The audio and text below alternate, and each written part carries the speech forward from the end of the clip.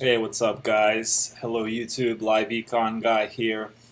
In this video, I want to discuss what I think is the coming vehicle loan debt crisis, and I'll actually be leaving a couple of articles down in the video description if you want to take a deeper look. I think they're pretty good, but in general, in 2022, we have the new vehicle inventory and the used vehicle inventory. So according to some of the articles that I've read and some of the data that I looked at, the new vehicle inventory, it's still lagging behind due to supply chain shortages. So this is due to COVID as well as Russia's intervention in the Ukraine. So there is a large inventory of unfinished vehicles. So it might be something that is like 95% completed, but it's waiting for that last final chip or whatever else it might be, and then it's ready to go on the market. But for now, it's still sitting in that factory or wherever else it is. We also have the used vehicle inventory, which is seeing major surpluses actually due to increase in vehicle repossessions in the last few months, which that's surprising given that the Federal Reserve says that the jobs data is very good and we have a really strong jobs market. So guys, I want to take a look at some data to kind of help us understand what we're looking at here. So here you have, in the last 20 years, pretty much the total motor vehicle loans, they went from 500 billion to roughly 1.4 trillion. So that's close to a 300% increase in essentially these loans, which households are taking on. And as you can see, a lot of that happened after that financial crisis in 2008, and it ramped up a lot, especially during COVID. So people were told that there's going to be no more vehicles, and that it's any other kind of stuff like it's the end of the world, and people went out and bought not one vehicle but two or three new vehicles because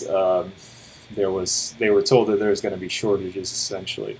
And you might ask, like, what allowed for this kind of growth in motor vehicle loans debt in the last 10 years? Well, if we look kind of further into the data, in 2010, the average loan duration was 48 months, and in 2022 that went up to 72 months. And again, this is averages, so you might have someone that bought their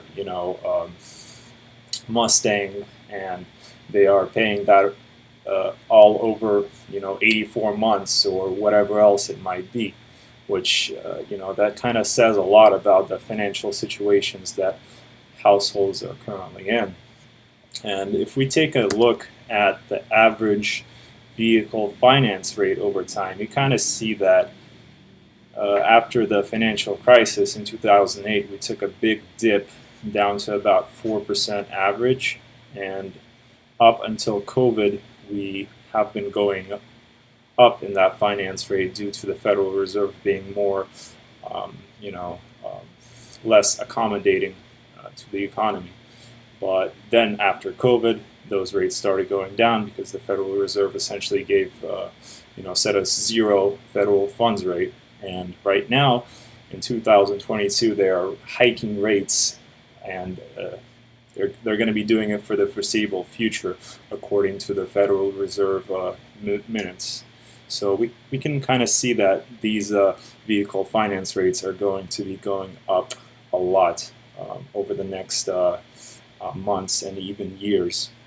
So guys, I think what we're seeing here is that we have a situation where essentially we have these four issues. We have new vehicle inventory, which is it's lagging behind right now. It's lagging behind historical averages, but there are so many unfinished vehicles sitting around that are waiting for maybe those last couple of parts. And they'll be hitting that those dealer parking lots really soon.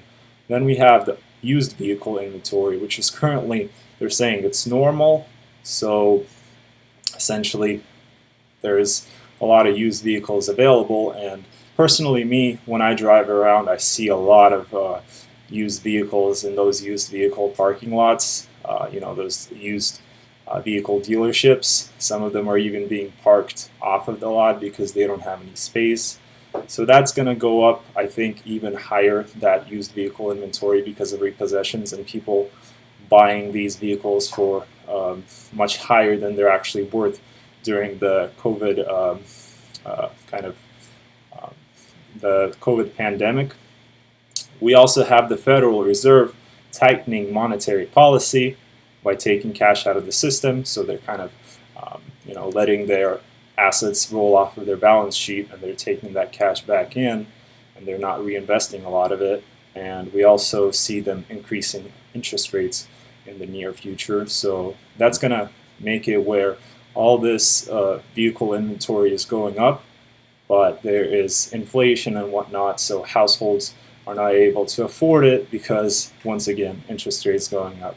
So we also have this looming recession ahead of us, which some argue we're already in a recession because we had two periods of negative GDP growth.